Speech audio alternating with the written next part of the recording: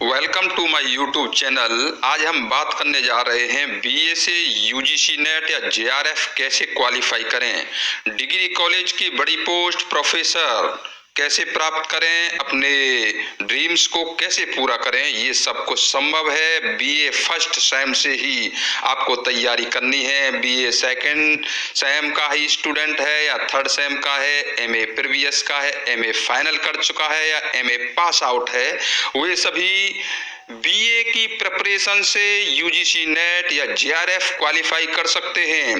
किस तरह से आप इस बड़ी पोस्ट को प्राप्त कर सकते हैं, इसका खुलासा आज हम इस यूट्यूब चैनल के द्वारा करने जा रहे हैं। तो आज बात करते हैं कि बीए से यूजीसी नेट या जेआरएफ कैसे क्वालिफाई करें। Subscribe the channel now to get the latest updates. यदि आपने अभी तक चैनल को सब्सक्राइब नहीं किया है तो बेल आइकन पर प्रेस करके तुरंत सब्सक्राइब कर लें, जिससे आपको लेटेस्ट अपडेट्स जो आपके जीवन के लिए बहुत महत्वपूर्ण होंगी वो आपको प्राप्त हो सकें। चलो बात करते हैं। सबसे पहले आपका जो बड़ा सपना है, एक प्रोफेसर की पोस्ट को किस तरह से अचीव किया जाए, वो भी बीए प्रथम वर्ष या फर्स्ट सेम के साथ।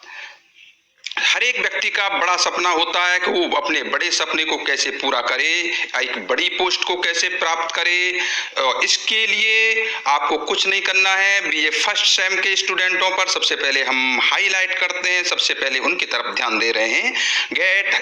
यदि आप हायर सीजीए प्राप्त करने में कामयाब हो जाते हैं, आप अपना आउटस्टैंडिंग स्कोर प्राप्त करने में कामयाब हो जाते हैं, यदि आप आउटस्टैंडिंग ग्रेड प्राप्त करने में कामयाब हो जाते हैं, तो आप समझिए कि यूजीसी नेट या जेआरएफ इसके तरफ आपके संकेत हैं, आप उधर बढ़ रहे हैं। तो आज से ही आप अपना टारगेट रखिए बीए यूजीसी नेट और जेआरएफ। तो बात करते हैं बीए थर्ड सेम के अधिकतर स्टूडेंट इस यूट्यूब चैनल से हमारे सामने हैं। बीए फर्स्ट सेम या थर्ड सेम का जो यूनिवर्सिटी का एग्जाम जो होने जा रहा है वो 75 मार्क्स का होगा।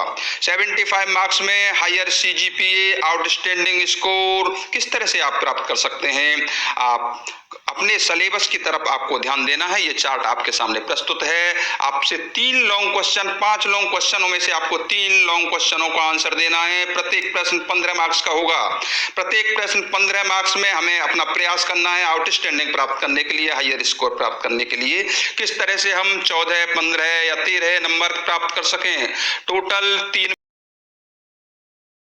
क्वेश्चंस होंगे, प्रत्येक क्वेश्चन का 15 मार्क्स, तो टोटल हुए 45 मार्क्स।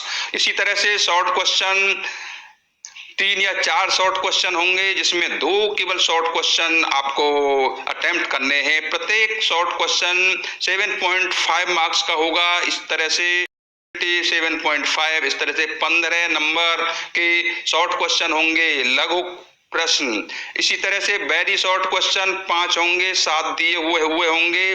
5 ऑफ 7 प्रत्येक शॉर्ट क्वेश्चन के लिए 3 मार्क्स होंगे, तो टोटल 3/5 इक्वल टू 15।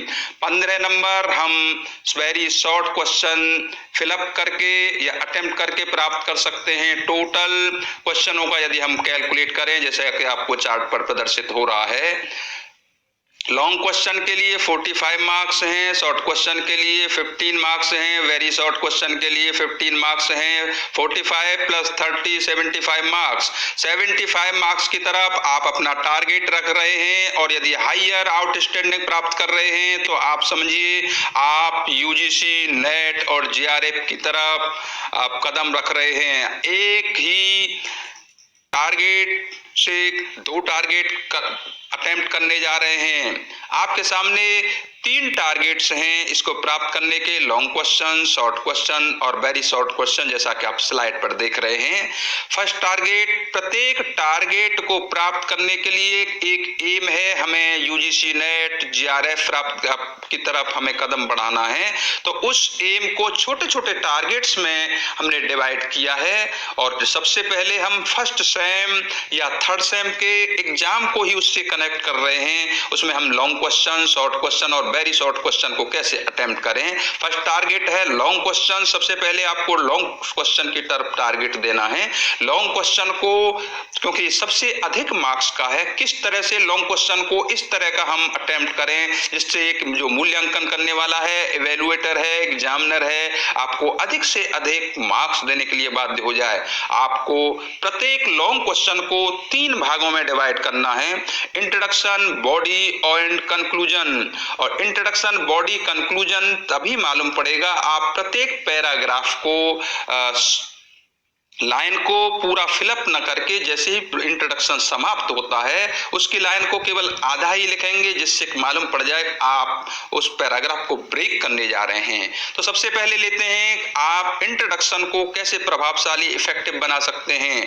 आपको अपने इंट्रोडक्शन के लिए केवल 1 पेज या 3/4 पेज देना है और रिस्ट वॉच अपनी टेबल पर रखेंगे। मैक्सिमम 5 मिनट्स देने हैं। यदि आप टाइम को फॉलो करते हैं, पेजेस को फॉलो करते हैं और जो भी इसमें उसको क्वेश्चन को इफेक्टिव बनाने के लिए जो वे दिया है उसको फॉलो करते हैं, तो ये गारंटी है आप अच्छा CGPA आउटस्टैंडिंग स्कोर प्राप्त करने की जा रहे हैं।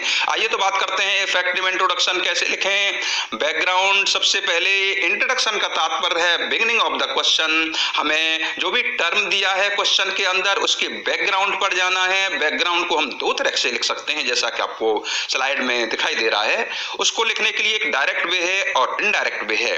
डायरेक्ट वे के अंतर्गत सीधा टर्म को हिट करना है। टर्म के से संबंधित जो बैकग्राउंड है, जो पृष्ठभूमि है, उसको हम लिखेंगे। उसके लिए केवल 1 पेज देंगे।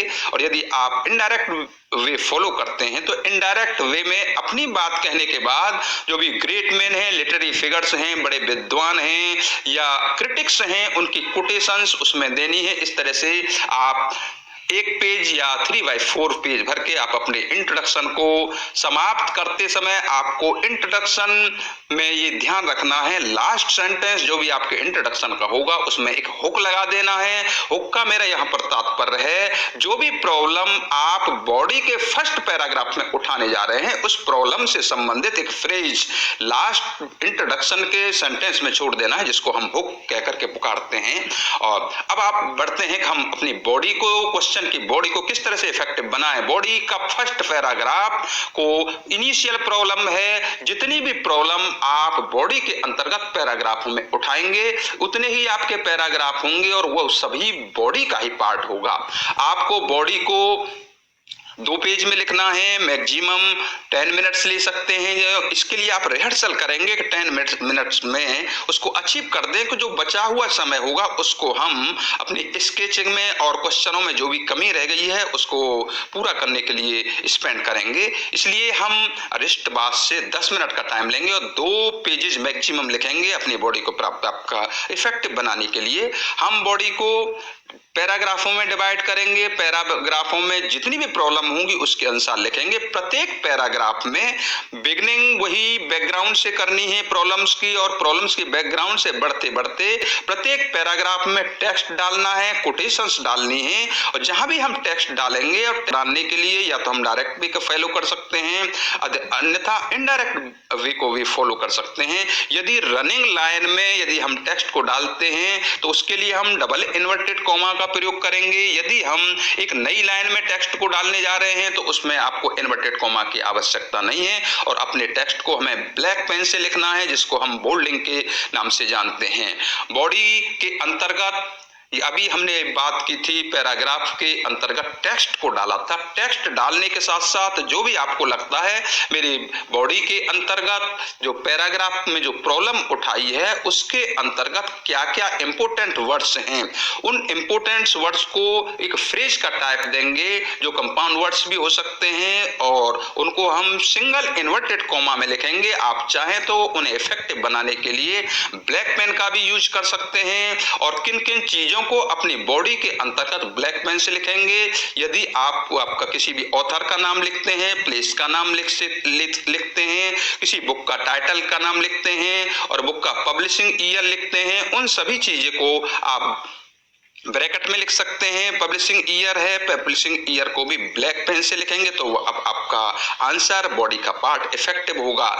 जब आप किसी भी प्रॉब्लम को पैराग्राफ की को समाप्त करने जा रहे हैं और अंतिम पैराग्राफ के लास्ट सेंटेंस में फिर दोबारा से एक हुक लगाना है, उसे एक फ्रेज टाइप में देना है, जो अगली हेडलाइन होगी, अगला पैराग्राफ होगा, उससे संबंधित प्रॉब्लम्स को इनिशियल पैराग्राफ के अंदर एक हुक के द्वारा उठाना है। उसके बाद हम अगली प्रॉब्लम पर बढ़ेंगे।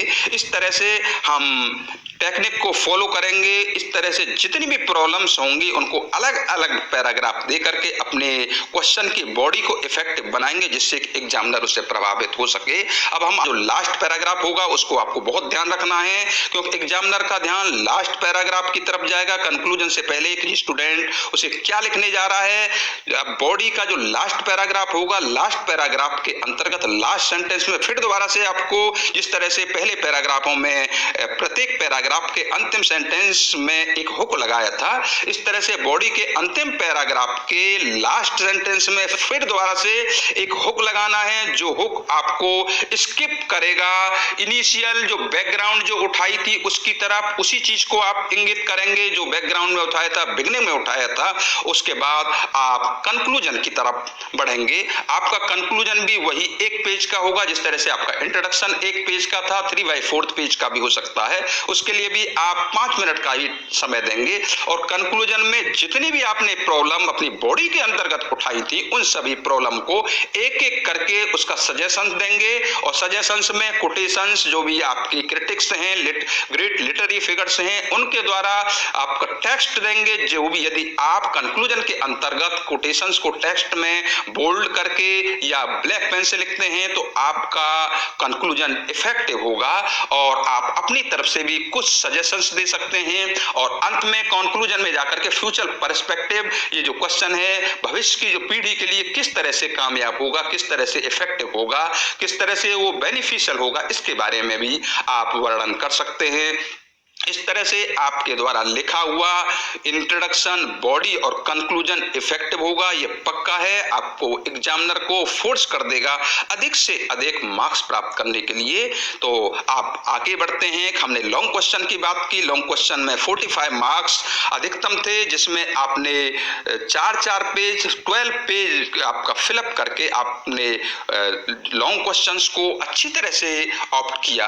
अब हम बात करते हैं शॉर्ट क्वेश्चन। स्टूडेंट अधिकतर पूछते हैं शॉर्ट क्वेश्चन की कितनी लेंथ होना चाहिए। शॉर्ट क्वेश्चन के लिए आप मैक्सिमम 2 पेज फिलअप करेंगे और रिस्ट वॉच रख करके 10 मिनट प्रत्येक क्वेश्चन के लिए देंगे। इस तरह से टोटल 20 मिनट्स के अंदर आप शॉर्ट क्वेश्चन हल कर सकते हैं। शॉर्ट क्वेश्चन हल करने की टेक्निक बिल्कुल वही है जिस तरह से हमने लॉन्ग क्वेश्चन में बात की थी। लॉन्ग क्वेश्चन के लिए जिस तरह से हमने बैकग्राउंड गए थे, कोटेशंस का यूज किया था, कोटेशंस के साथ साथ जो भी इंपोर्टेंट वर्ड्स थे, फ्रेज थे, उनका यूज किया था। इसी तरह से हम शॉर्ट क्वेश्चन में भी वही टेक्निक अपनाएंगे और अपने शॉर्ट क्वेश्चन को भी प्रभावशाली बनाएंगे। अब आप बात करते हैं इसका very short question. Very short question में भी हमारा टारगेट होगा अधिक से अधिक हम प्रभावित कर सकें, एवेल्युएटर को, एग्जामिनर को प्रभावित कर सकें। इसके लिए एक पैराग्राफ में आप चाहें तो शॉर्ट क्वेश्चन को एक पैराग्राफ में भी लिख सकते हैं, आधा पेज में भी लिख सकते हैं, क्योंकि आपके पास समय पर्याप्त है। आप चाहें तो शॉर्ट क्वेश्चन को एक पेज का भी लिख सकते हैं।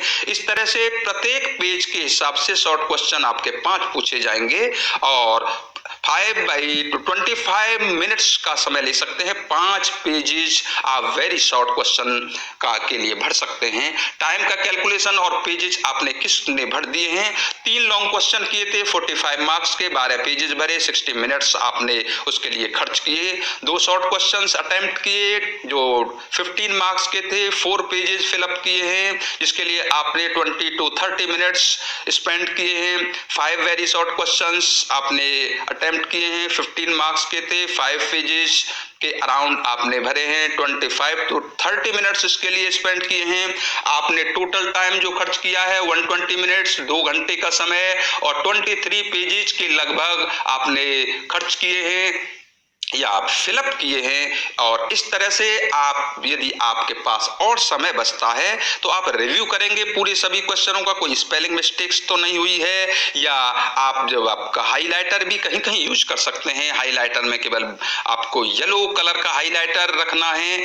और अब आप बात करते हैं, हम जिस प्रश्न को उठाया था बीए से हम यूजीसी नेट या जेआरएफ कैसे क्वालिफाई करें, क्योंकि बीए के जो सिलेबस है उसके अंतर्गत यूजीसी नेट और जेआरएफ का लगभग में सिलेबस 6 सेमेस्टर के अंतर्गत आपका कवर कर दिया गया है। इसलिए चाहे वो एमए प्रीवियस का हो, एमए फाइनल का हो, जो नए स्टूडेंट्स हैं उन्हें भी बीए फर्स्ट सेमेस्टर से लेकर के 6 सेमेस्टर की रेफरेंसेज बुक, आपको मॉडल नहीं पढ़ना है, आपको रेफरेंस बुक से स्टडी करनी है। यदि आप उनको पढ़ते हैं तो आप पक्का है यूजीसी नेट की तरफ आप इंगित कर रहे हैं, जेआरएफ की तरफ, और आप फर्स्ट अटेम्प्ट में ही आप यूजीसी नेट और जेआरएफ क्वालिफाई कर सकते हैं, बीए से यूजीसी नेट और जेआरएफ। और हायर सीजीपीए यदि आप आउटस्टैंडिंग स्कोर या ग्रेड प्राप्त करते हैं तो ये पक्का है आप यूजीसी नेट की तरफ भी अग्रसर हो रहे हैं।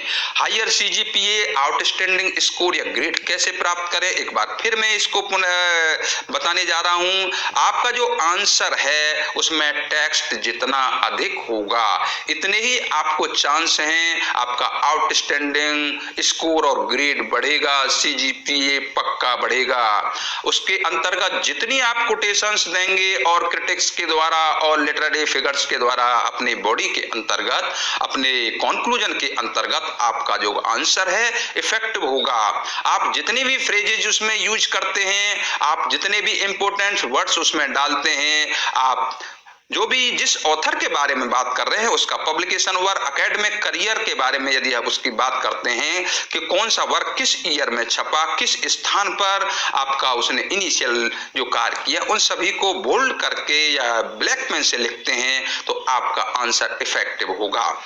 आपको अपने उत्तर में एग्जाम्पल्सों से सपोर्ट करना है, उसमें फिल्म के एग्जाम्पल दे सकते हैं, एपिसोड टीवी सीरियल्स के एग्जाम्पल दे सकते हैं, और उसी टर्म से संबंधित लिटरेचर के एग्जाम्पल दे सकते हैं, और इस तरह से आप हायर स्कोर प्राप्त कर सकते हैं। और नेक्स्ट थिंग हम अगली स्लाइड में डिस्कस करेंगे।